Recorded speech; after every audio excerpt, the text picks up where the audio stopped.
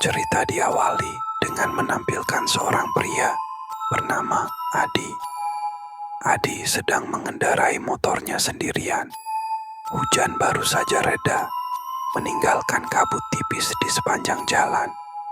Dia baru pulang dari rumah temannya dan ingin segera sampai di rumah. Jalan desa itu lengang, lampu jalan redup dan berkedip sesekali. Satu-satunya suara yang terdengar adalah deru mesin motornya dan desiran angin malam yang menusuk kulit. Saat Adi melewati tikungan yang terkenal angker, dia merasakan sesuatu yang aneh. Suasana tiba-tiba berubah. Udara menjadi lebih dingin dan suara serangga yang tadi ramai mendadak menghilang. Lalu, dari kejauhan, dia melihat seseorang berdiri di pinggir jalan. Seorang wanita berbaju merah. Rambutnya panjang, menutupi sebagian wajahnya. Dia berdiri diam, menghadap jalan seperti sedang menunggu sesuatu. Hati Adi mulai berdebar. Dia ingat cerita tentang tikungan ini. Banyak yang mengatakan pernah melihat sosok wanita berbaju merah di tempat yang sama. Tapi Adi menepis pikirannya. Mungkin cuma orang biasa yang butuh tumpangan, pikirnya. Saat motornya semakin mendekat, wanita itu mengangkat wajahnya perlahan. Dan di saat itu, Adi melihat sesuatu yang tidak seharusnya ada. Wajah wanita itu pucat, matanya hitam, dan bibirnya menyeringai lebar, lebih lebar dari yang seharusnya. Adi langsung menarik gas sekuat tenaga. Jantung Adi berdegup kencang. Dia menoleh ke belakang, tapi wanita itu sudah tidak ada di tempatnya. Tapi sebelum Adi bisa bernapas lega, sesuatu terasa berbeda. Motornya terasa lebih berat, seperti ada beban tambahan. Dengan tangan gemetar, Adi mengintip ke kaca spion. Dan di sana, dia melihat wanita berbaju merah itu sedang duduk di belakangnya. Matanya menatap langsung ke kaca spion. Senyumnya semakin lebar. "Kenapa berhenti, Mas?" Bisiknya dengan suara lirih dan dingin. Tanpa berpikir panjang, Adi langsung memacu motornya secepat mungkin. Dia tidak berani menoleh, tidak peduli dengan apapun. Semakin cepat dia melaju, suara tawa pelan mulai terdengar dari belakangnya.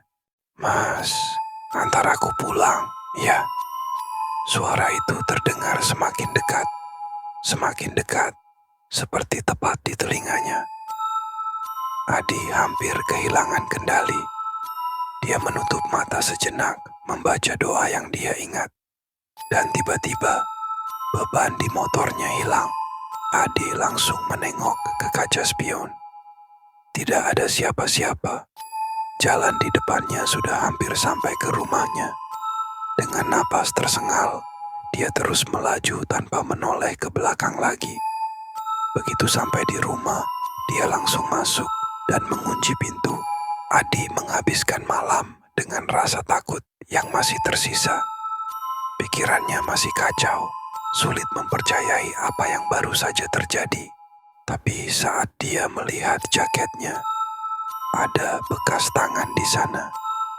Bekas tangan kecil, berwarna hitam, seperti bekas sentuhan sesuatu yang dingin. Dan di luar rumahnya, samar-samar terdengar suara tawa pelan. Meskipun malam itu dirinya berhasil lolos dari teror wanita di tikungan jalan, rasa takut yang dia rasakan tak kunjung hilang. Setiap malam, selalu ada bayangan sosok itu di pikirannya, dan suara tawa yang bergaung di telinga. Dia tidak bisa tidur dengan tenang, seperti ada sesuatu yang mengikutinya setiap kali melewati tikungan itu. Keesokan harinya, Adi memutuskan untuk mencari tahu lebih banyak tentang wanita berbaju merah yang terus menghantuinya. Dia mulai bertanya kepada warga sekitar. Banyak yang menghindar ketika dia bertanya tentang sosok itu, dan beberapa orang terlihat gelisah. Namun, akhirnya seorang kakek yang sudah tua mau bercerita. Wanita itu dia bukan manusia lagi. Dahulu dia adalah seorang gadis muda yang sangat cantik, hidup di desa ini. Tapi dia sering berjalan sendirian, selalu mengenakan pakaian merah. Dan banyak orang berkata bahwa dia sering terlihat di tikungan itu. Kakek itu menatap Adi dalam-dalam dan melanjutkan. Namun, suatu malam, dia ditabrak oleh mobil yang melaju kencang. Orang itu tidak berhenti, meninggalkannya begitu saja di jalan. Sejak saat itu, jiwa gadis itu terperangkap, tidak bisa pergi. Hantu wanita berbaju merah itu terus menunggu, mencari orang yang kesepian atau yang terjebak dalam ketakutan untuk membawanya bergabung dengan dirinya. Adrenalin Adi memuncak. Dia kini tahu siapa wanita itu, tapi hal itu tidak mengurangi rasa takutnya. Pada malam hari berikutnya, Adi bertekad untuk menuntaskan rasa penasaran yang mengganggunya. Dia kembali ke tikungan jalan itu, meski jantungnya berdebar kencang. Jalan yang sama, udara yang sama. Hanya kali ini dia sudah siap. Saat motor Adi mendekati tikungan, dia melihat sosok itu lagi. Wanita berbaju merah, sama seperti malam sebelumnya. Dia berdiri di sana seolah menunggu. Adi berhenti. Kali ini, dia menatapnya dengan berani. Wanita itu berbalik, memandangnya dengan mata hitam pekat dan senyum lebar yang mengerikan. "Kenapa kamu selalu datang ke sini?" tanya Adi dengan suara bergetar. Wanita itu hanya tertawa. "Aku menunggu orang yang mau menemani aku. Semua yang lewat akan kukumpulkan. Mereka yang berani berhenti akan jadi temanku selamanya." Namun, Adi tahu dia tidak bisa menyerah begitu saja. "Aku tahu siapa kamu. Kamu adalah gadis yang terluka di sini, bukan?" Wanita itu terdiam sejenak. Matanya mulai berkilat tajam. "Aku tidak bisa meninggalkan tempat ini. Aku hanya ingin mereka tahu siapa aku. Aku ingin mereka merasa apa yang aku rasakan." Adi berdiri tegak. Mengambil napas dalam-dalam, dia berkata, "Aku tahu kamu terluka, tapi kamu harus pergi. Jangan biarkan kemarahan dan kesedihanmu terjebak di sini selamanya.